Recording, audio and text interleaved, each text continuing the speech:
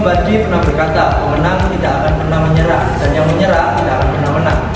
Ke Jakarta melihat Tugu Monas, di Pasar Senen membangun toko, wujudkan aktualisasi Indonesia Emas bersama LKTIN Universitas Tadulako. Assalamualaikum warahmatullahi wabarakatuh.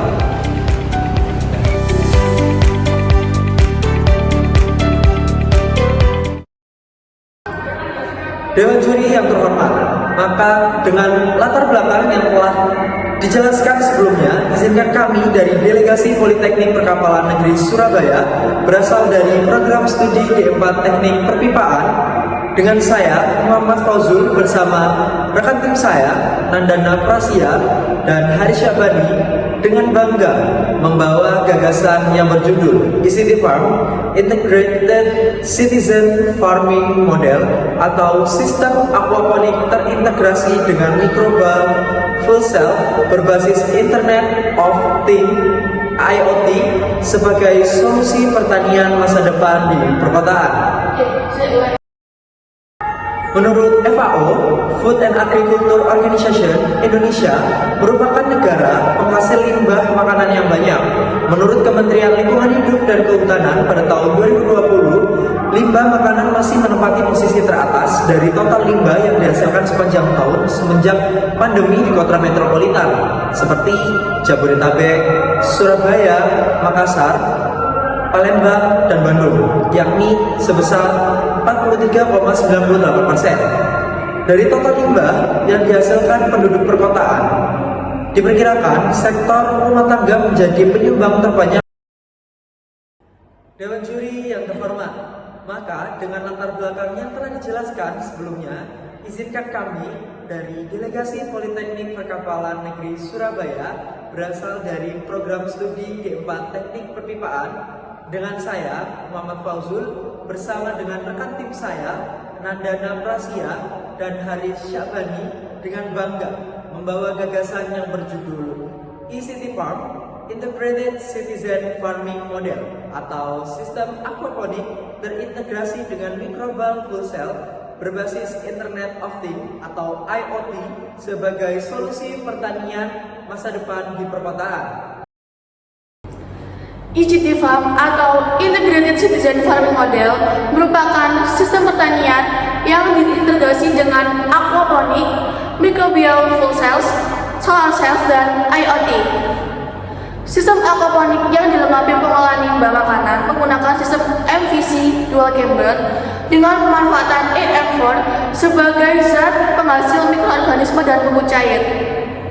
Pupuk cair yang dihasilkan akan dialirkan pada tanaman sesuai kebutuhan tanaman yang dipantau melalui Blink Android berdasarkan sensor kelembapan dan nutrisi yang ada pada tanah dan air secara real-time berbasis Internet of Things atau IoT. Solar energi yang menghasilkan energi listrik digunakan untuk menyalakan lampu LED sebagai penerangan tanaman di malam hari yang dapat dikendalikan dengan sistem IoT dan untuk tenaga penyalaan pompa. Perancangan ICT Farm memiliki dua bagian yang saling terintegrasi untuk kelancaran suatu sistem, yaitu bagian microbial full cells yang terhubung dengan sistem otomatis dan bagian aquaponik. Berikut merupakan desain perancangan ICT Farm yang diintegrasikan di halaman rumah. Terdapat beberapa komponen dalam teknologi ICT Farm antara lain yaitu pompa, controller, tangki, LED, pipa, solar cell, sistem MFC, sensor nutrisi, sensor pH, dan sistem aquaponik. Desain alat MFC menggunakan sel elektrokimia dengan sistem dual chamber yang terdiri dari kompartemen katoda dan kompartemen anoda. Kompartemen tersebut terbuat dari drum bekas 20 liter yang memiliki dimensi tinggi 50 cm dan diameter 23 cm. Adapun flowchart yang saya buat dalam penelitian ini dimulai dengan studi literatur dengan membuat rancangan percobaan sekaligus melakukan eksperimen percobaan prototipe.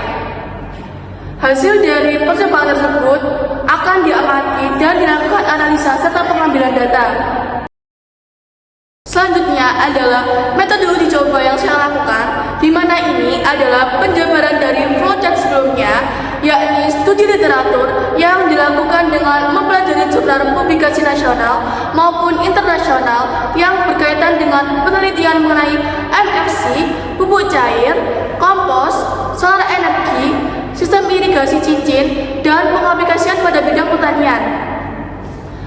Rancangan reaktor terdapat dua kompartemen, yaitu kompartemen agitasi dan kompartemen MFC. Pada kompartemen agitasi, peneliti menggunakan botol bekas 1,5 liter, dan pada kompartemen agitasi digunakan sebagai tempat pengendapan limbah makanan yang dicampur dengan air bekas cucian beras. Sedangkan untuk kompartemen MFC, peneliti menggunakan sistem MFC dual chamber. Terdapat dua prototipe dari teknologi GT Farm, yaitu prototipe sistem MFC dan prototipe aquaponik. Dilakukan beberapa pengujian menggunakan prototipe teknologi IGT Farm untuk mengetahui pupuk cair yang dihasilkan, energi listrik yang dihasilkan, kompos yang dihasilkan, dan perkembangan tanaman, serta ikan pada sistem aquaponik.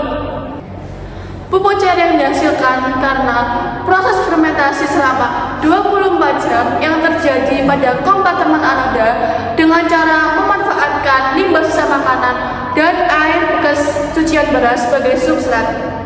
Kemudian ditambahkan bakteri EM4 sebagai penghasil mikroorganisme yang berfungsi untuk mendegradasikan senyawa substrat pada limbah makanan tersebut. Dalam uji coba kali ini, penulis menggunakan prototipe sistem MFC untuk menghasilkan energi listrik, dan hasil dari prototipe ini adalah terbentuknya potensi listrik yang dihasilkan dari aktivitas mikroba dalam 27 sistem MFC yang berupa tegangan atau volt. Tegangan diukur selama 1 jam sekali yang diambil selama 24 jam.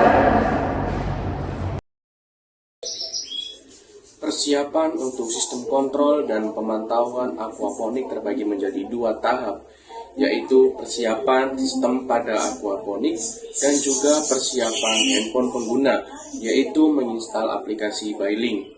Untuk pengujian Bailink dilakukan dengan pengujian konektivitas server Bailink dan Ethernet Shield. Pengujian dilakukan dengan melakukan tes ping ke server Bailink. Pada uji coba ini terdapat beberapa pemasukan dan pengeluaran yang akan dilakukan perhitungan untuk mengetahui laba setiap bulannya dan break-even point. Perhitungan ini digunakan untuk menganalisa benefit yang didapatkan dari sistem IGT Farm selain dari aspek lingkungan, namun dari sisi finansial. Berikut adalah tabel pengeluaran untuk merancang IGT Farm. Dari pengeluaran tersebut, terdapat 4 pendapatan yang dihasilkan, yaitu ikan lele, sayur, kompos, dan pupuk cair. Berikut adalah tabel pendapatan IGT Farm. Dan dalam waktu 1 bulan, teknologi ini mampu menghasilkan nominal sebesar Rp3.425.000.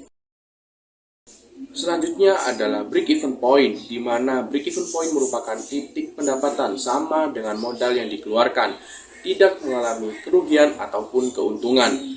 FC adalah biaya tetap, P merupakan biaya jual per unit, dan VC adalah biaya variabel per unit. Dari perhitungan tersebut didapatkan BEP dalam waktu 3,8 bulan. Berdasarkan pemaparan di atas, dapat disimpulkan bahwa perancangan teknologi IGT Farm merupakan gabungan dari sistem aquaponik, pengolahan limbah makanan, dan sistem otomatis yang terintegrasi menjadi satu kesatuan. Selanjutnya, teknologi ini mampu menghasilkan 5 aspek, yaitu energi listrik yang bersumber dari solar cell, tanaman sawi, dan ikan lele dari sistem aquaponik, kompos organik yang berasal dari sistem MFC, dan pupuk cair yang cocok digunakan untuk sistem hidroponik. Teknologi ini mampu menjadi solusi pertanian masa depan, khususnya di daerah perkotaan. Dewan juri yang terhormat, sebelum kami tutup presentasi kami, ada quotes yang berbunyi, orang hebat tidak dihasilkan melalui kemudahan, kesenangan, atau kenyamanan. Mereka dibentuk melalui kesukaran, tantangan, dan air mata. Teruntuk pemuda yang ada di Indonesia, banyak yang akan datang dan pergi, tetapi peluang inovasi akan terus beregenerasi. Sebagai poros utama dari perkembangan dan kemajuan bangsa, sudah kewajiban bagi kita untuk terus menciptakan karya dan menggali potensi diri demi kemajuan bangsa.